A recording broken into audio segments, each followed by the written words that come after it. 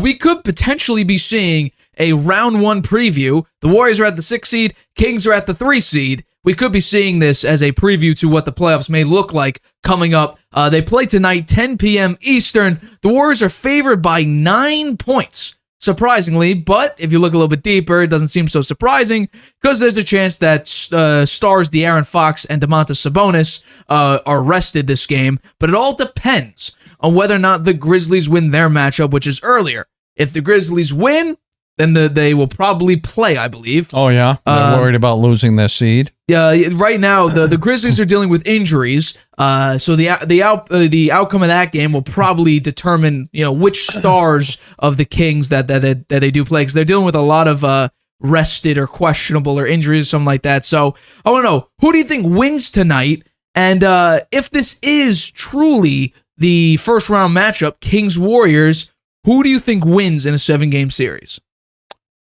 Okay, well, I would say that if the Kings rest their players, then the Warriors will probably win.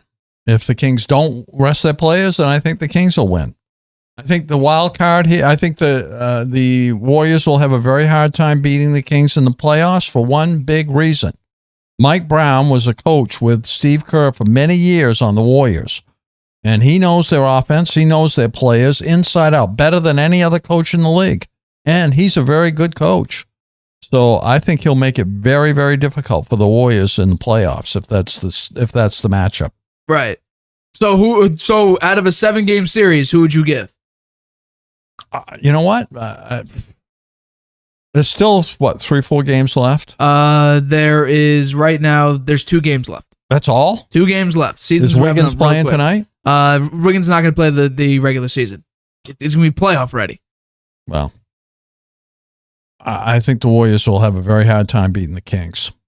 I think there's a good chance the Kings could beat them. I think it's more than a good chance. Tonight, the Warriors are favored by 9. Personally, I'll take Kings plus 9 easily. Warriors are playing on the road. They don't play well on the road. The last time... Well, you're going with the spread there. The Warriors might win. But No, I'm saying the Kings win. I'm saying Kings are going to beat. Kings are going to win. Take Kings all the way. Money line. Take them on plus 9. Even without their other players. I don't care who they play. The Warriors are bad on the road. They lost to a Nikola Jokic-less Nuggets team. Nikola Jokic is the reason why. They went like 25-0 when Nikola Jokic scores a triple-double. Outside of that, the Nuggets are not really a good team. So, I'm taking the Kings to win. The Kings on offense are the number 1 offensive rated team. Number 1. They score the most points per game at 121.3 points a game. The Warriors give up the 23rd most, or I guess they're 23rd in opponent points per game at 117.6. The defensive rating is 19th. They don't play defense. Even with starters on the floor, they don't play defense, especially on the road.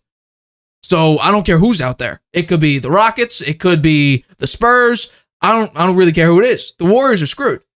On the road, the Warriors have been absolutely abysmal. Then they're going to lose in the playoffs too because they don't have the home court advantage. Absolutely. I think Mike Brown has their number. Maybe. He was a very, very good assistant coach, and now he was a pretty good head coach when he was a head coach. He's a really good head coach, right? Absolutely. He's the number 3 seed. I would personally give him Coach of the Year. The Kings team was lousy last year. Yeah. Right? But they picked up good players, right? Sabonis is a great player. Fox is a good player. I don't know why the Pacers let him go. I don't understand that. That's a good question. Yeah, they could have used him this year. They're terrible. Yeah, I would say. I think Halliburton quietly dropped 20 and 10. Quietly. No one really, because of the Pacers. The Pacers aren't going anywhere, so Halliburton isn't this big name. However, in a 7-game series, I would take Kings to win in 5. I would take the Kings to dominate the Warriors. I think it would go more games than that. But the Kings don't play great defense, and the Warriors have a big tendency to shoot poorly. Klay Thompson has been more consistent than he was, significantly more consistent than he was last year. Last year was bad, but he was coming back from an injury. Curry, I believe, is nearing a 50-40-90 season. 50% from the floor, 40% from 3, 90% from the free throw line. It's pretty good. But outside of those 2 players, Gary Payton isn't really an offensive catalyst. He's a good defensive player. He's okay now. He's still dealing with that injury, but he is playing. Kevon Looney isn't really going to put up big numbers offensively. He can get a couple of boards here and there. Andre Iguodala is a fossil. He doesn't really do much anymore. He's not his finals MVP defensive performance, Andre Iguodala. Moses Moody, I haven't seen him play in a long time because he's not really even that good. Dante DiVincenzo has been very, very inconsistent. Jordan Poole is okay. He's okay. He put up 30 points recently, but you see that once in a blue moon. He doesn't really drop 30 points that often. So, regardless of who's out there for the Kings, it could be Sabonis, it could be De'Aaron Fox, it could be sans De'Aaron Fox and Domantas Sabonis. I don't care who it is, but the Kings are also dealing with Keegan Murray, Davion Mitchell, Trey Lyles, Malik Monk, and Kevin Huerter. Those are all also questionable. So they may come out with, 10, 11, 12, and practice squad. I guess they don't practice squad. They may need to bring up people for this game in case, or maybe they already have. Or maybe they need to play some of these questionable guys. Who knows who's going to play? But I don't think it matters, regardless if De'Aaron Fox or Domantas Sabonis are out there. I don't think it'll make a difference. The Warriors are a horrible road team. I think they're 7-30, 7-31 on the road. Bad. It's abysmal. So I would easily take the Kings. Take the +9. Why do you think it's only going to be 5 games? The Warriors are a very good home team. They have one of the best home records in the league. They're recently they haven't been doing great on at home. I'm bringing it up right now. They had a good comeback against the Thunder. The Spurs, you want to beat up on the Spurs. The Pelicans, you had a decent comeback with. Beat Milwaukee. They at home. Giannis is playing. I think you're thinking the Celtics. Huh? The Warriors didn't play. The Warriors beat I think it was Milwaukee. Yeah. They haven't played Milwaukee in a while. Oh yeah, I thought it was not that long ago. I think you're thinking the Celtics, where the Celtics just blew. No, blew I'm the. Not. Oh no, it's Philadelphia. I'm sorry, I'm wrong. Philadelphia. They beat Philadelphia at home just recently. They did. Hold on. They did actually beat the Bucks back early March. In overtime, 125-126 at home. And they beat Philadelphia at home. They did. Just recently. Yes, 120. Came back from being behind and beat them. Right. Pretty convincingly, too. They were ahead by quite a bit by the end. So, I just think this Kings team, I believe, this should be their second game playing them. It's like, oh, my bad. It's their 4th time playing them. They beat them. At the very beginning of the year, the 3rd game, they beat him 130-125. They beat him 116-113, and then lost to them on the road 115-122. So 2 times they have beat him at home. That's what I'm saying. That's why I think it could go 7 games. I have a bad feeling, though. I don't think in the playoffs the Warriors are going to flip some magical switch and go back into championship form. I think the fact that Wiggins is coming back is good, but the fact he won't be, his first game back will be a playoff game, I think is pretty bad. Against the hottest offense I don't know why in the they NBA. don't have him in there for a couple of games just to get warmed up, Play him for what, 10 minutes just to get him some sort of... Get him some a little bit of action before the playoffs. I would say he's been out for a long time. In 2 days, you're playing Portland. Portland has given up. Portland has been giving up every single year because they're just not a great team. So maybe drop him in for, I don't know, 5-10 minutes. Yeah, I think they should. I'm not sure they will, though, because I think they've shut him down for the regular season, but I think it's going to be... not hurt. It was a personal matter. It was a family issue, yeah. So this team doesn't... I don't feel great about this team. They're going to do something next year. But they have to bring in a piece. But you need to give up somebody. They need a big guy. They do need a big guy. Because once again, I'm going to bring it up again because I think this is important.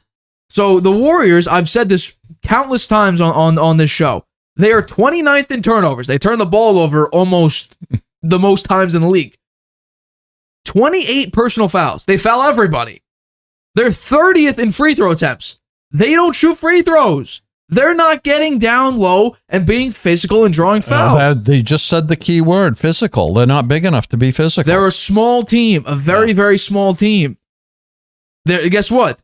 They're number 1 in 3-point attempts. Yeah. Shocking. They have Curry, Klay Thompson, Jordan Poole, all these guys that shoot threes. But they're not a physical team. Teams just absolutely destroy them down low. And you got Draymond Green playing the 5 generally. He's 6'6". Yeah. This is not the 1960s where you had an anomaly of a 7-foot guy playing. And everyone else was like 6'2" at the very best. Wow. It's not happening. A little bigger than that. Hey, what do you want to give it 6'4" at the most? Wow.